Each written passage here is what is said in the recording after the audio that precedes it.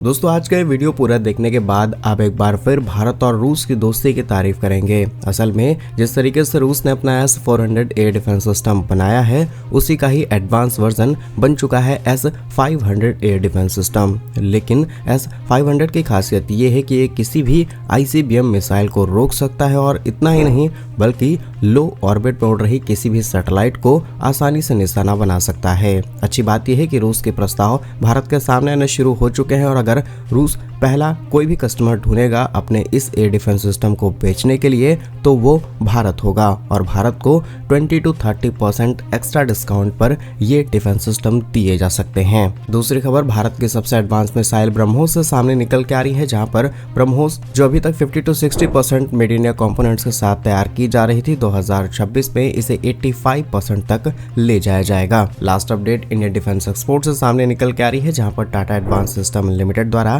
तैयार किए गए व्हील्ड आर्म प्लेटफॉर्म जो कि 8x8 व्हीकल्स हैं, सक्सेसफुली इन्हें मोरक्को की सेना को डिलीवर किया जा चुका है, जिससे भारत का मेक इन इंडिया का प्रिंट अब अफ्रीका कॉन्टिनेंट पर भी देखने को मिलेगा। जानते हैं आज के इस वीडियो में तीनों ही इंपॉर्टेंट अपडेट डिटेल्स में। यदि आपको हमारा काम पसंद आए वीडियो को लाइक, चैनल को सब्सक्राइब जरूर कीजिएगा, क्योंकि आपका ये छोटा सा काम आप तक ये जरूरी और सही खबरें लाने में हमारी बड़ी मदद करता है। तो सबसे पहले भारत और रूस से आ रही अपडेट की बात की जाए तो रूस ने जिस तरीके से अपना S-400A डिफेंस सिस्टम बना करके तैयार किया है, जो कि 400 किलोमीटर के दायरे में आने वाले किसी भी मिसाइल को, किसी भी एयरक्राफ्ट को आसानी से निशाना बना सकता है। लेकिन रूस का एयर डिफेंस सिस्टम अभी तक अमेरिका के थार्ड की बात की जाए या फिर ATACMS को टक्कर नहीं दे पा रहा था, क्योंकि इनकी रेंज काफी ज्यादा थी और ये कई मामलों में रूस के S-400 से एडवांस थे। लेकिन समय और मेहनत के बाद रूस ने अपना S-500 सिर्फ बना करके तैयार किया है, बल्कि इसके कुछ इनिशियल ट्रायल्स कंप्लीट कर लिए हैं और अब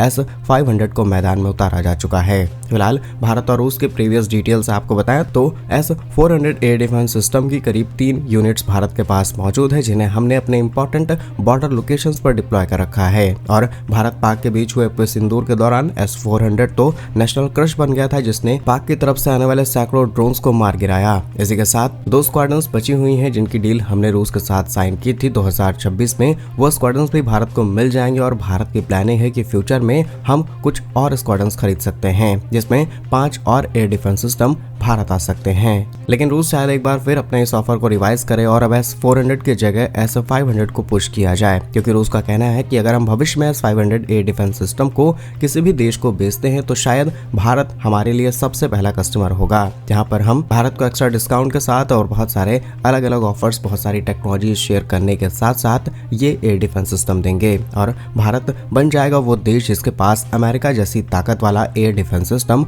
मौजूद होगा। फिलहाल अब बात करते हैं S-500 की कुछ इंपॉर्टेंट डिटेल्स। तो S-500 मुख्य तौर पर इंटरकॉन्टिनेंटल बैलिस्टिक मिसाइल्स यानी कि ICBMs को रोकने के लिए तैयार किया गया है। साथ ही 600 किलोमीटर की रेंज या फिर उसी इनसे थोड़ा बहुत ऊपर नीचे ICBM का पता लगा करके उसे मार गिराना और साथ ही 500 किलोमीटर के दायरे में किसी भी हाइपरसोनिक क्रूज मिसाइल और स्टेल्थ एयरक्राफ्ट का पता लगा लेता है और उसे वहीं पर मार गिराता है। अभी तक ऐसा काम सिर्फ अमेरिका का थार्ड, पेट्राइट और ATACMS जैसे डिफेंस सिस्टम बन पा रहे थे। और अगर अमेरिका के थर्ड एयर डिफेंस सिस्टम से कंपेयर किया जाए, जो कि आज के समय दुनिया का सबसे एडवांस डिफेंस सिस्टम है, ये सैटेलाइट सबको उड़ा सकता है। इस सिस्टम को मुख्य तौर पर इंटरकॉन्टिनेंटल बैलिस्टिक मिसाइल्स को रोकने के लिए ही तैयार किया गया था और इसकी रेंज भी 600 किलोमीटर के आसपास है। उसे बहुत ही लोअर ऑर्बिट में होना पड़ेगा, अदरवाइज थर्ड भी कई बार फेल हो जाता है। लेकिन रूस का एयर डिफेंस सिस्टम बहुत ही पावरफुल बन चुका है, क्योंकि अब ये हाई लेवल की सैटेलाइट्स को भी पूरी तरीके से नेस्तनाबूद करने की तैयारी में है। S-500 जमीन से करीब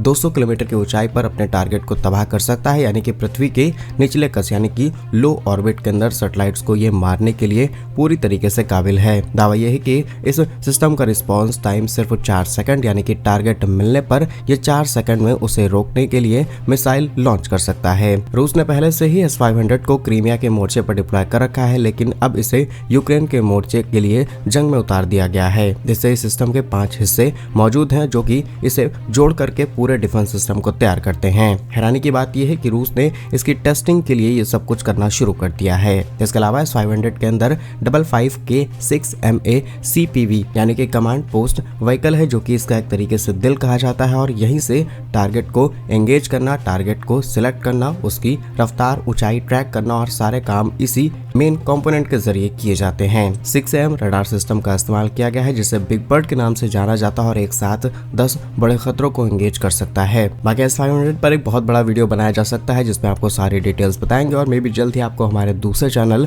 ग्लोबल डिप्लोमेसी पर देखने को मिलेगा। बात की जाए दूसरे अपडेट की तो ये भारत के ब्रह्मोस मिसाइल से सामने निकल के आ रही है, जहां पर ब्रह्मोस मिसाइल अब दुनिया के कई देशों के लिए पहली पसंद बनती चली जा रही है। लेकिन भारत की भी तैयारी है कि जब भारत और रूस ने मिलकर के इसे तैयार किया है तो क्यों ना समय के साथ इसे मेक इन इंडिया कंपोनेंट के साथ और ज्यादा एंगेज किया जाए। जहां अभी तक ब्रह्मोस के अंदर 70 to 75% made in India component का इस्तेमाल किया जा रहा था, यानी कि हमने इसे डेवलप तो किया है रूस के साथ मिलकर के, लेकिन 75% चीजें मेड इन इंडिया इस्तेमाल हो रही थी। बाकी बचा हुआ 25% हम रूस या फिर किसी और देश से इंपोर्ट करके इस्तेमाल कर रहे थे।